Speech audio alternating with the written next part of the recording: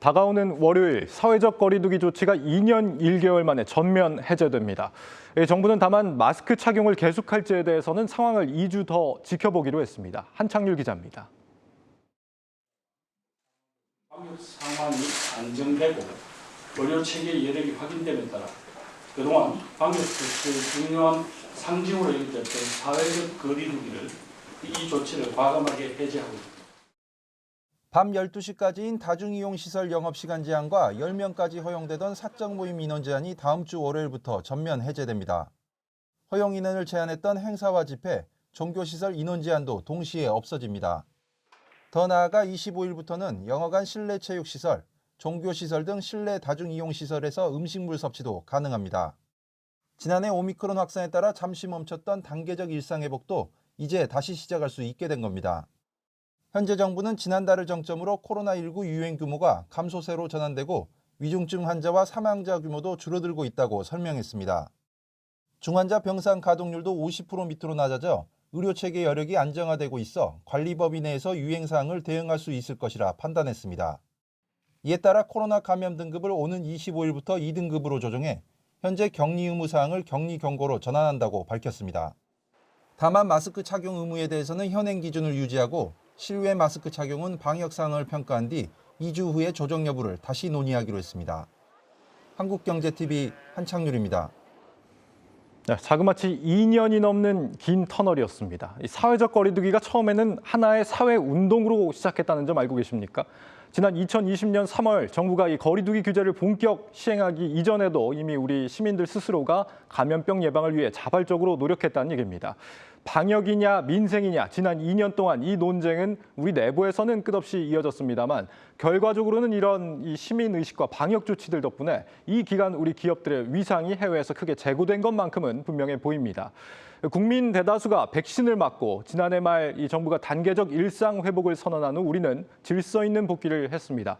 그 결과 어제 기준 우리나라의 코로나 치명률은 0.13%, 이 전 세계 최저 수준입니다. 이제 다음 주부터 거리두기가 완전히 해제된다면 경제는 어떻게 될 것인가? 우리보다 앞서 방역 지침을 해제하기 시작한 미국의 사례를 보면 미루어 짐작할 수 있습니다. 이 마스터카드의 미셸 마이어 수석 이코노미스트. 자사 3월 카드 실적을 분석해봤더니 최근에 소비가 상품에서 서비스로 옮겨가고 항공, 여행, 숙박 같은 지출이 급증했다고 합니다.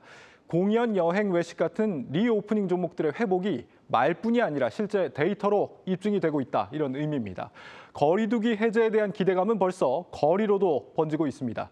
이제야 희망이 보인다, 이 안도의 한숨을 내쉬는 소상공인 자영업자들을 정호진 기자가 직접 만나봤습니다. 저는 지금 서울 홍대거리에 나와 있습니다. 모임 인원과 영업시간의 제한이 사라지는 사회적 거리두기 조정안은 다음 주 월요일부터 시행됩니다.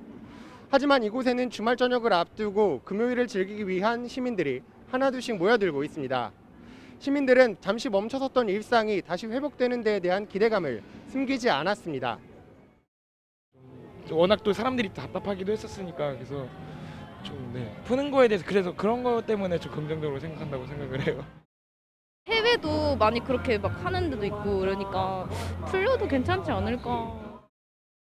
사회적 거리두기의 전면 폐지는 자영업자에도 단비 같은 소식입니다. 실내 포장마차를 운영 중인 박세권 씨는 2년간 버텼더니 이제야 희망이 보인다며 미소를 되찾았습니다. 많은 사람들이 가게에 폐업하고 떠났지만 저희는 버텨왔거든요. 이 버틴 사람들한테는 하나의 희망이 찾아왔고 이제 가게가 정상으로 돌아갈 수 있는 기회가 왔다. 2년 넘게 이어진 거리두기로 고통을 받았던 중소기업계는 안도의 한숨을 내쉬었습니다. 코로나19 발생 이후 매출액과 고객 수가 20% 넘게 줄었다며 중소기업계는 거리두기 폐지를 적극 주장해왔습니다. 소상공인과 자영업자 희생을 전제로 한 방역 체계를 구축을 했는데 오미크론 변이로서 이제 그게 이제 의미가 없어졌고. 하지만 장기화된 코로나 사태로 그동안 누적된 자영업자들의 대출 잔액은 무려 900조 원에 달하는 상황. 중소기업계와 소상공인들은 윤석열 당선인이 손실보상과 피해보상을 약속한 만큼 추가 지원 대책이 조속히 마련돼야 한다고 촉구했습니다. 한국경제TV 정호진입니다. 이렇게 거리두기가 해제된다고 자영업자들이 그간 입었던 피해가 모두 회복되는 건 아닙니다. 그간 위기 상황을 버티기 위해 쌓아왔던 부채가 금리 상승과 맞물려 부실화될 우려는 여전히 남아 있습니다. 이어서 신용훈 기자입니다.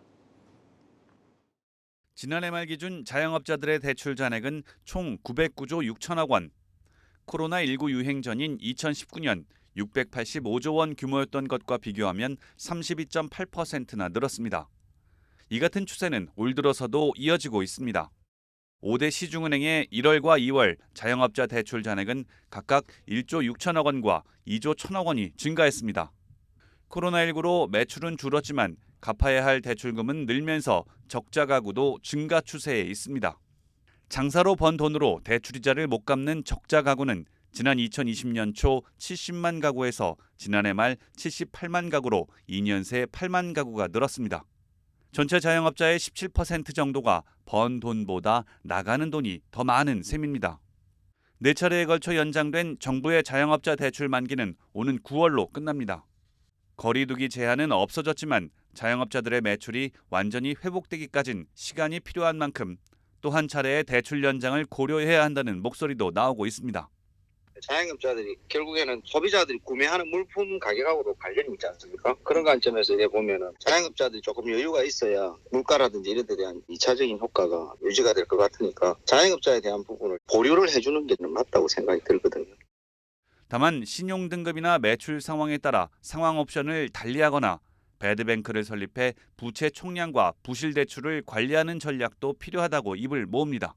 개인 사업자분들이 분할 상환이라든가 단기 대출 전환을 통해서 넘어갈 수 있도록 지원을 해주면 경기에 대한 충격이 좀 덜하지 않을까. 한국경제TV 신용훈입니다.